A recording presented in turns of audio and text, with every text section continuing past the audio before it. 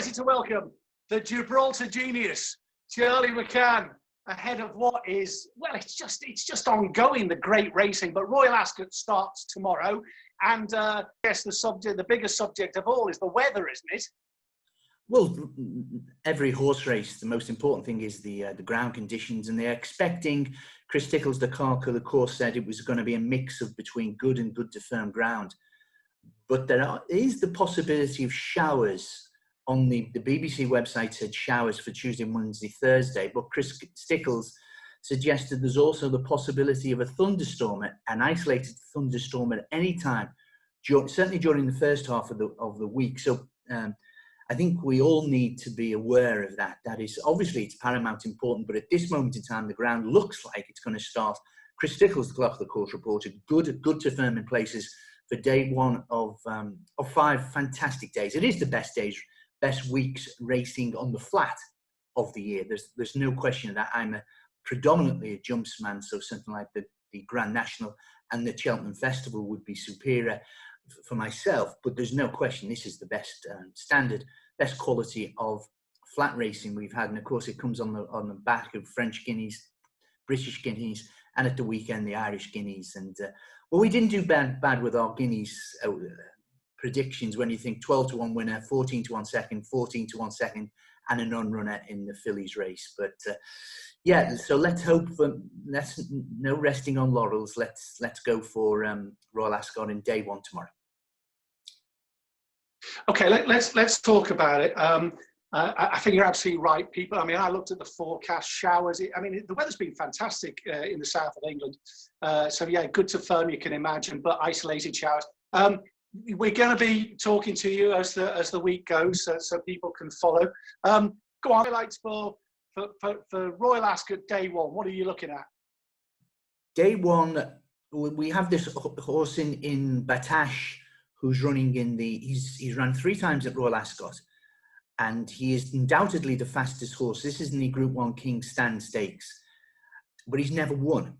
And of course, he's won. He just about gets 5 furlongs. But the thing is, of course, you take out one horse, Blue Point, a Godolphin horse. He's won the King Stand for the last 2 years. So you take out Blue Point, and there's no Blue Point this year. And then Batash, you could argue, would be chasing a hat-trick. It doesn't look a great race. There's no excuses. He wouldn't be one I would be backing, but I won't, I'm not going to back it against him. Mogul in the Colts race. The thing, of course, now with the timing of these races, Rob, you can imagine that the Derby is always run on the first Saturday in June, and of course Royal Ascot is around about the 3rd week of June. Now this year, of course, the Derby is in the first weekend of July, and Royal Ascot's where it is. So the Colts race tomorrow rather, is a trial for the Derby for the first time ever, and similarly with the Ribblesdale Stakes. I think Frankly Darling is my nap for tomorrow. It's obviously it's ridden by Frankie Dettori, the darling of Royal Ascot, the king of Royal Ascot. I thought this horse was really impressive when she won. She's only won an egg and spoon race at Newcastle on the opening day of the season, but straight away they nominated this race, and if she comes through tomorrow's race, this is the Ribblesdale Stakes, over 1.5 miles. If she comes through this, she'll probably go to Epsom for the fillies race. So Frankly Darling, trained by John Gosden. He's trained the winner twice in the last 3 years. He's also got Miss Yoda in the race and one of the outsiders. But Frankie's on this horse. He's not been on her before. Sorry, I don't think he was on her at Yarmouth. She had one race as a 2-year-old. Rob Haviland was certainly on her at Newcastle, but she's a 7-4 shot. I've backed Frankly Darling. I've also backed a horse in the first Group 1. This is the Queen Anne Stakes. It's not a great renewal of this race, but this horse has won a list since he's been blinkered. He's won a listed race, a Group 3 race, a Group 2 race. So he certainly deserves. He's 3 out of 3 since he had blinkers put on. He's 10 to 1, and again I've backed Duke of Hazzard in the second race on the card, that it is the Queen Anne Stakes. I've also backed in the last Land of Oz, another 10 to 1 shot each way in the Ascot Stakes. That's a handicap. I know it's 2.5 miles and you might think me daft, but the draw is actually quite significant. And it's got the plum draw in stall 1. He's had a pipe opener over 1.75 miles in an adequate trip. He ran really well behind a classier horse called Collide of Hugo Palmer's.